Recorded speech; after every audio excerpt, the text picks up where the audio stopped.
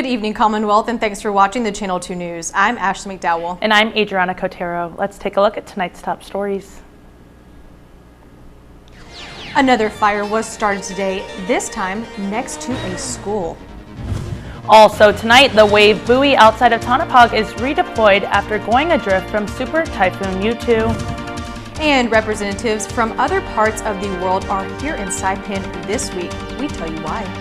In sports, a back-to-school special starring hardball. Stay with us. These stories and more are next. Get a load of this! Here's your chance to win cold hard cash with Docomo Pacific's prepaid giveaway. For a limited time only, get a chance to win cash and cool Docomo Pacific gear every time you load $5 worth of Docomo Pacific prepaid. Every Friday, we'll reward 5 winners with $50 and one grand prize of $250 to one lucky person. Every $5 worth of prepaid load gets you an automatic entry. Load more and get more chances to win with Docomo Pacific's prepaid giveaway. Docomo Pacific, better together. Some conditions apply.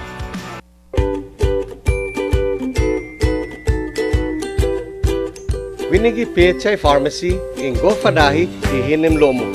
Our complete line of pharmaceuticals and lowest prices ensure you get the treatment that you deserve. Our compassionate, friendly, multilingual staff will take the time to get to know you, explain your medications to you, and answer any questions that you may have. Ngere ayor sumaye uhalweres ren, kutsu wayor safeye emal ebalisyu klalyamweres. Inumin ang inyong gamot ayon sa inireseta ng inyong doktor at alinsunod sa bilin ng inyong pharmaceutical. We accept most insurance, but in case you don't have coverage, we offer cost-effective generic drugs. PHI Pharmacy, your lifelong partner in health. PHI, the pharmacy you can trust.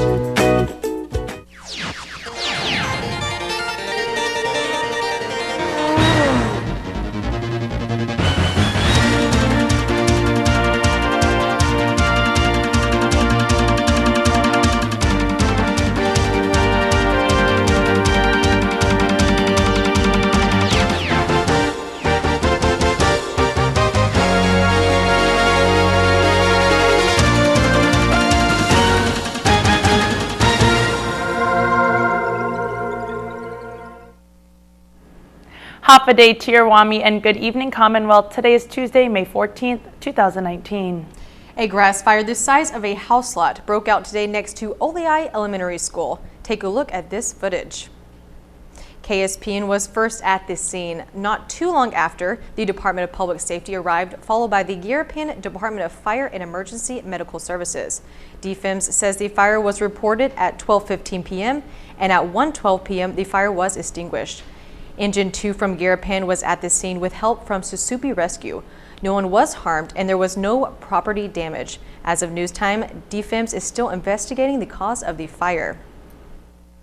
And another fire started today next to San Vicente Elementary School. As you can see from these pictures, the Department of Fire and Emergency Medical Services says the fire started this morning at 8:06 a.m. and they were able to extinguish it at 10:30 a.m. only for it to be rekindled at 2:53 p.m. again this afternoon. Engine 2 and Forestry 1 responded to the scene both times and are still trying to extinguish the second fire. Stay with KSPN as we bring you more on these fires tomorrow. In the courtroom of Associate Judge Kenneth Govindo, a status conference is set to continue for 2 males that allegedly burglarized 2 stores in Saipan. 23-year-old Stephen Hazogulgum and 19-year-old Erwin Dwayne Terragezo are charged with count 1 and count 2 of conspiracy to commit burglary and theft, count 3 and count 4 burglary, count 5 and count 6 of theft. According to court documents, the 2 males were arrested for allegedly burglary and theft to the I Love Saipan pop-up store on Middle Road and the True Value hardware store on December 27, 2018. A continued status conference for both Hazogulgum and Terragezo is set for June 18th at 1:30 p.m.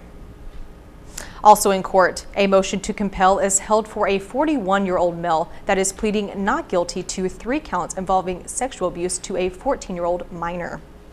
According to court documents, Benjamin Mafnas Hattori has count 1 of sexual abuse of a minor in the 2nd degree, count 2 of violation of sex offender registry, and count 3 of domestic violence, disturbing the peace. Associate Judge Teresa Kim Tenorio set a motion hearing to exclude the child witness, which will be held on March 30th at 9 a.m. A pretrial conference is set for June 4th, and a jury trial is set for July 1st at 9 a.m. News from Capitol Hill now. The Saipan Northern Islands Legislative Delegation meets this afternoon. In the House chamber, the lawmakers passed the resolution 21-2 that amends the Saipan and Northern Islands Legislative Delegation Rules of Procedure that was adopted on February 22, 2019. All present members voted in favor. The Pacific Islands Ocean Observing System redeploy its wave buoy outside of Tonopah. This is the wave buoy after the wave buoy broke free from its mooring during Super Typhoon U2 back in October 2018. This is a yellow buoy located 5 miles offshore and provides necessary valuable wave and ocean information. This includes data on the wave height, director and period sea surface temperature that is transmitted in real time and made public online. When Super Typhoon U2 hit, the buoy was adrift for more than 6 weeks and approximately 800 nautical miles into the Philippine Sea. The U.S. Coast Guard cutter Sequoia stationed in Guam recovered the buoy during challenging ocean conditions while patrolling the high seas. The Tonopah Wave Buoy is one of 3 in the Mariana Islands, with the other 2 located off of Retidian Point and Ipan in Guam. It's the 21st Oceania Customs Organization Annual Conference, and this year it's being held right here in Saipan. Take a listen. There are many factors that play into border security and enforcement. It's the front line to safety for a country. And this year, the CNMI has welcomed delegates and administration from other countries for the Oceania Customs Organization Annual Conference, with the theme, A United Pacific Working Towards a Common Solution. Cinema has been a member for more than 3 decades, 30 plus years. I think we started in early 90s, so we're still, a member. And a lot of the programs that we implemented here for trade facilitation and also border security, I've learned from the organization. We're not unique. Our problems, customs problems here, is not unique from my counterparts from all over the Pacific. It's the same: drug smuggling, undervaluation of goods, undeclared, and all those. We have the same problem. A lot of them have found solutions, so why reinvent the wheel? And I just adopt their practice. The annual OCO conference consists of 23 member countries, along with other law enforcement agencies, coming together to share ideas and solutions to increase border security. We have the French territories, which is Wallis Futuna, New Caledonia, French Polynesia, and then we have Papua New Guinea, Solomon Islands, Fiji, which is in the Melanesian group, and then the Polynesian group is quite a big one, which is New Zealand, Australia, Samoa, Tonga, Tuvalu, Cook Islands, American Samoa. Then we have Palau, Saipan, FSM, RMI. The Oceania Customs Organization has 5 priority areas of strategic goals. 1 being customs leadership, 2 being law enforcement and border security, 3 is trade management and facilitation, 4 is revenue mobilization, and 5 is institutional strengthening of small member administrations. And some of the roles that we do here in the Oceania Customs membership is around protecting our borders, and a lot of the things that have been happening around transnational organised crime is one of the big things that are starting to emerge in the Pacific. Also, other big things around counterterrorism. Focusing in on sharing information in the areas of trade, security, and revenue. It's about bringing those work programs and seeing what are some of the new things that we can put into that work program that's still relevant. And it's given the dynamic of trade that continues to change. It's important that the work program are fit for purpose, and it continues to evolve over time. And with technology playing a large role in today's way of life, especially security, it's important to balance the revenue of trade and travel while not compromising the security. At the end of the day, technology is only as good as the people that operationalize it. The two needs to work hand in hand. Yes, technology can do a lot of amazing things, but also it needs to correlate with the level of skills that people have to be able to use the tool. They say that you're only as good as the tool that you use. So for us, it's about balancing that. Working together to keep all country borders safe and secure. Reporting for KSPN2, I'm Ashley McDowell. Coming up, we take you back to the Saipan International Airport for this story next. Stay tuned.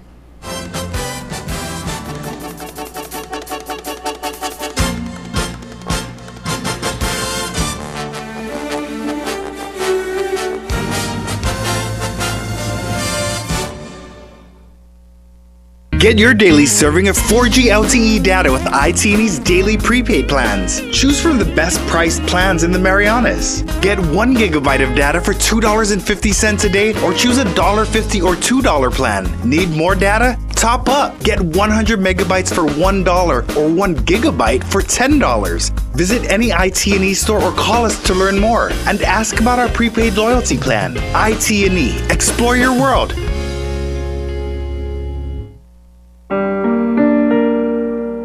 Mental health, what is it?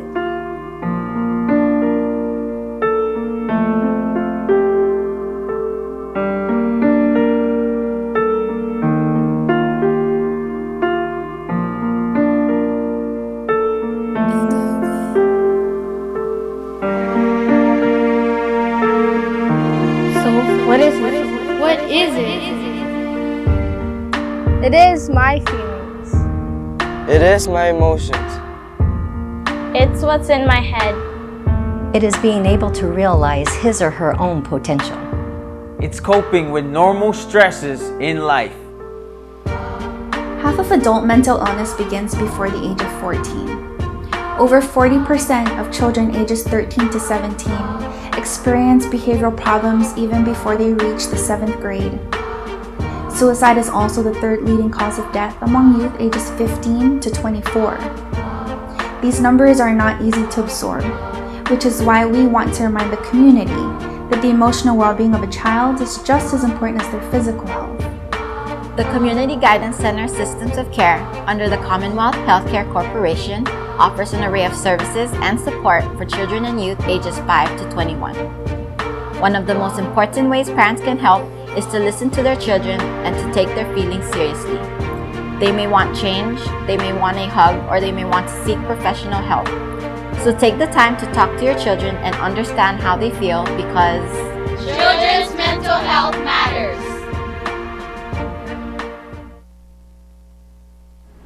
Welcome back to the Channel 2 News. The vintage aircraft, a DC-3T that has been flying over our island waters this month, has been on a 75-year journey filled with missions. The captain of the plane tells us more. It was originally built in 1943. That is nearly 75 years ago, and according to Captain Stephen Kaiser, this aircraft design is an original. It was redone by Basler Turbo Conversions in Oshkosh, so it's got turbine engines, a few modifications to the airframe, and of course new avionics, and all the innards are new. So it's basically a brand new airplane with a really old design. Iconic. This is the word Captain Kaiser uses to describe this plane. Iconic shape, and our corporate paint job is known around the world. We do a lot of specialty work with these airplanes too. We put skis on them. We go to Antarctica quite often every year. There are about 10 aircrafts of this style being operated, based out of Calgary, Canada, and they are used for various missions around the world. This is our only dedicated survey airplane, but yeah, right now we have one on the top of the glacier in Greenland, doing some work up there. We have lots in the Arctic. That's kind of what we do. Now we're doing this. As it's here on island to survey the depth of Saipan's waters for nautical charts. With a classic vintage look on the outside, we make our way inside this DC-3T aircraft. Sitting in his captain's seat and myself as co-pilot, Kaiser explains the functions. Everything's pretty standard here. We got our flight instruments with their airspeed and altimeters. We have our TCAS system here, 2 GPSs, and a multifunction display where we can also display TCAS, moving map display and all that. Transponders and fuel burns, these are all our engine instruments here. And all the switches for lights and de-icing stuff, which we don't really use too much around these climates. Fire protection system, fuel system. And when asked about any challenges he may face flying high in our sky, he says, traffic. Every place has its own challenges. Here, traffic is a big deal. Saipan Tower has been doing an amazing job. I can't give those guys enough kudos. And to do all that stuff without radar coverage is pretty amazing. But I mean, there's over 100 movements here a day with all these tiny little airplanes, and we're flying right along the shore exactly where they are too. So all these guys are being real professionals, and I thought it was going to be a lot harder than it was going to be, but everybody's doing a great job here. And how many feet above the ocean are you?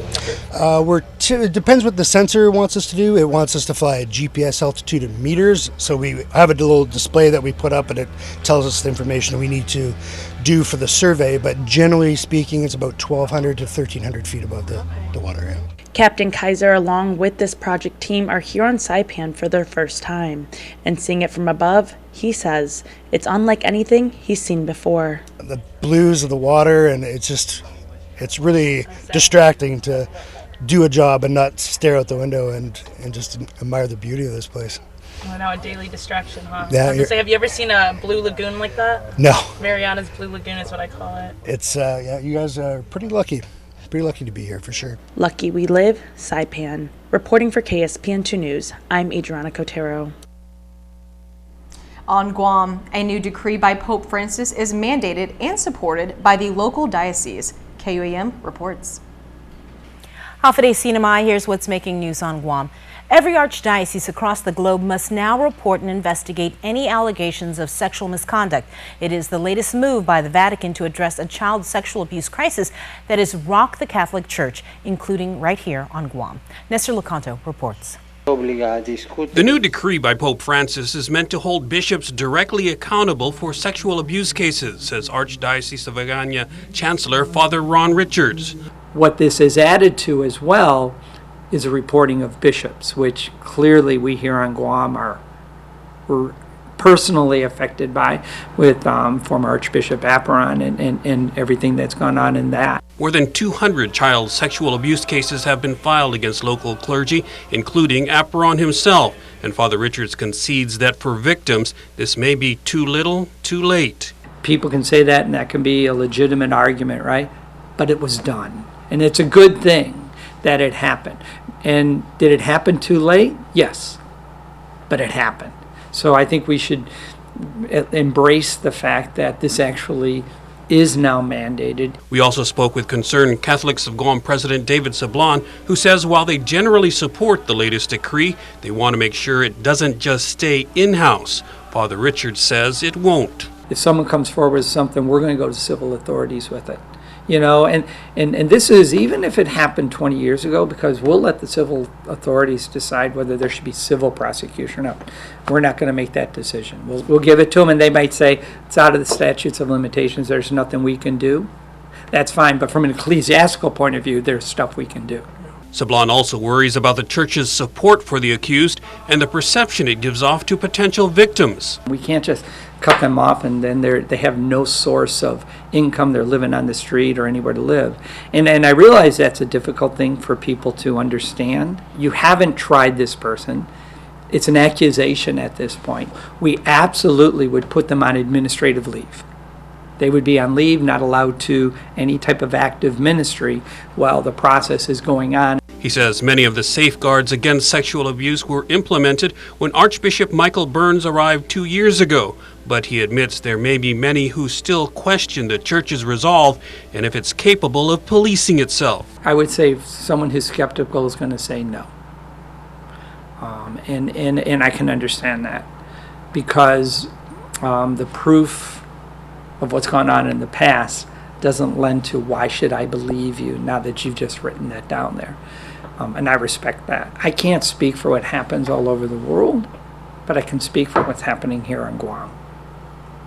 And that there is no intention of hiding anything.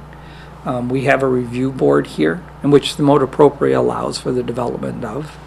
We have that here, and they are informed of everything, and to make sure that things are taken care of and children are protected. That's their focus. For Guam's News Network, I'm Nestor Lecanto.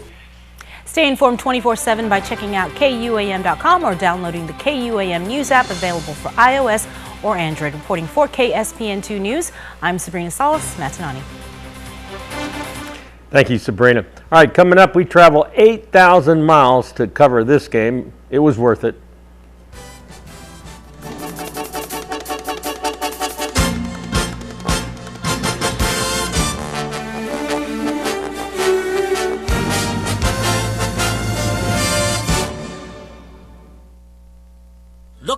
Get more, do more with Docomo Pacific. Enjoy endless local calls and SMS with 30 gigabytes of data for only $59 a month. Sign up today and get a Samsung J6 smartphone free. Connect with a familia, share your moments with your primos, and celebrate the Marianas way every day. The possibilities are endless. On the fastest network that gives you more. Docomo! Now available at Docomo Pacific. Better together. Some conditions apply. Hi, I'm Thelma, a certified ophthalmic assistant here at Marianas Eye Institute. One of the most common eye problems is dry eyes, but the symptoms can sometimes be confusing. So frequently people will come to me and tell me that their eyes are watering all the time, and I'll tell them, oh, you've got dry eye. And they'll say, how can it be dry when they're watering all the time? Your job is usually a very good predictor of how much aggravation this will cause you. If you're staring at a computer screen, if you're doing a lot of reading, your blink rate slows down, and now, because your eyes are open more often, they dry out quicker, and the problem then gets aggravated. If you're under a ceiling fan or air conditioning, that also will aggravate the underlying problem in which the eye would then start to water. So you can actually have a wet, dry eye. The treatment, lubrication. This has been Dr. Dennis Williams of the Marianas Eye Institute.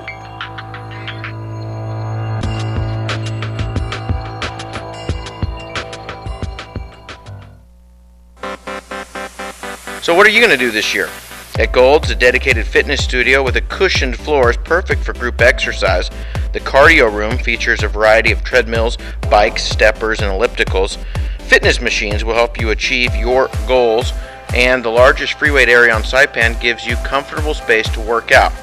Gold's Gym Team is ready to help you get to your goals. Try harder. We know you can do it. KSPN2 Sports is brought to you in part by Triple J Motors. Buenas sports fans.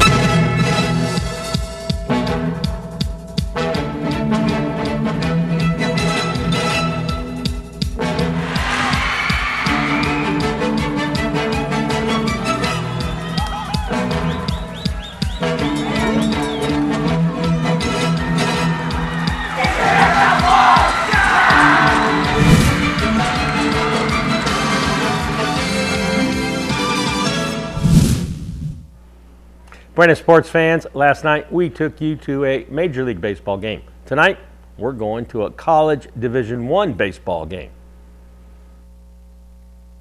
Welcome to Florida. First off, a southern breakfast. Country ham, toast, eggs, and grits. Fully nourished, we head out to Blue Springs for an early morning swim in a 72-degree freshwater spring that flows into the Santa Fe River, which flows into the Suwannee River. Oh, so beautiful and peaceful, and we get there early, before anyone else. Well, yes, it belongs to alligators and snakes too. We share. All right, let's climb into the car and go to the game. Here we are in Gainesville, Florida. Eric Parker getting the car ready to go to the big game, and you're gassing up. And why are you gassing up, sir? Is it because your tank is low? No, the fuel gauge hasn't worked in years. On the way over to the baseball field, we stop off to see the Lady Gators softball team practice. I'm here in Gainesville, Florida. We're here for a baseball game. However, we had to stop by to see the girls softball national championships, the Lady Gators, and what a place it is, and making us more excited about baseball. A short drive across the campus, and we're at the game. Baseball tonight, University of South Florida versus the 2017 national champions. Not a good year so far for the Gators, but there's always hope. It's a new night. Let's go to the ball game and see what we got. Resisting the temptation to buy boiled peanuts, what we got is this. One thing about it, if you're going to a Gator game, you got to get a pulled pork sandwich. This is a Southern staple. Call it first standards. Want a bite? For $10, we got front row seats, a good view of Albert the alligator. In 2019. Chomp, chomp. Albert loves performing for the camera. Oh my, KSPN2 Sports is live on Gator Television. High five, all. The stadium includes an outdoor TV, so you don't miss anything while you're standing in line for those boiled peanuts. There is something else in McKeithen Stadium that you don't see anymore, a true throwback to the old days. You know one thing this stadium has, Gator Field, that Major League Baseball doesn't have? Handwritten lineups for today's game. Something else different during the game, in the 4th and the 7th innings, all of the teams go out onto the field to stretch, allowing the fans to see their favorite players if they're bench warmers. Gators clubbed 3 homers in this game. Hi-ho, it's over the wall, it goes! Home run!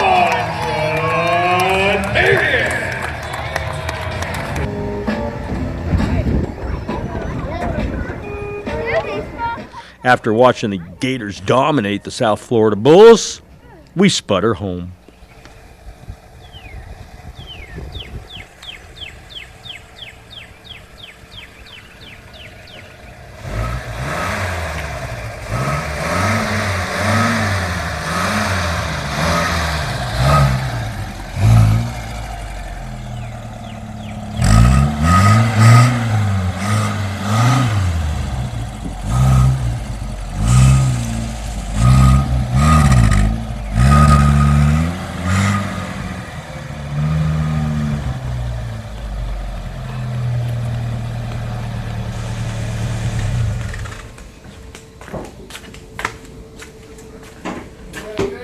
How was the game? Do we do it again? How was the game? The game was fantastic. Are you kidding me? Who the won? Gators won. Oh, the Gators won. Yeah, what was it? 6-3. 7-3. You were 7-3. sleeping out in right field. Here's the windup and the pitch. I don't believe what I just saw. Hey, go-karters, come early and stay late. We have new summer hours for the Seaside Circuit at Mariana Resort. Daytime is pretty hot, but evenings are pretty cool and perfect for racing. Check in at Mariana's Trekking and you'll be off racing in no time. Bring your fans, bring your friends, and show your ID for a special half-a-day rate after 5 o'clock. And check out our other adventures too, like mountain biking, hiking, kayaking, and off-roading. Perfect for groups, perfect for families, perfect for friends. So go ahead, bring your best friend. Mariana's Trekking, your adventure professional for 17 years.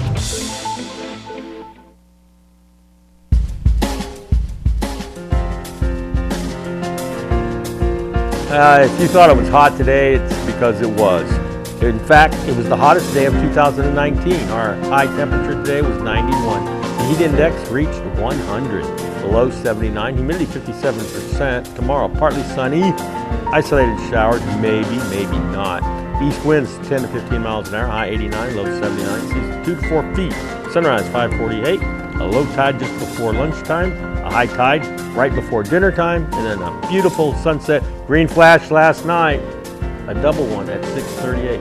A double green flash. A double green. Yeah, I heard you and Ashley talking about it earlier today, and I was eavesdropping, and I was a little sad because I missed it. I did. I watched the green flash. It was beautiful. I was at Micro Beach. Okay. And I was keeping a close eye, and I was recording it myself too, just to kind of get to see it. But the recording didn't catch the green flash. but my vision did, so my eyesight did. So that means you've seen 2 now, right? I think that was like my 4th one, actually. You've seen more than me. Now I'm really jealous. I think I always say I've seen like 2.5 because one of them was so quick that I was like, do I count this? I saw it though. You did, yeah. I saw it. So I'd say about 3. Yeah, I've seen 3, but yeah. 4, wow. Yeah. You go, it's my first Ashley. one, yeah, I do love All right, watching I'm coming for number 4 tonight. Exactly. Hopefully it's a good one tonight. I hope so. Well, thank you all for watching. We'll see you back here tomorrow night. Have a great night.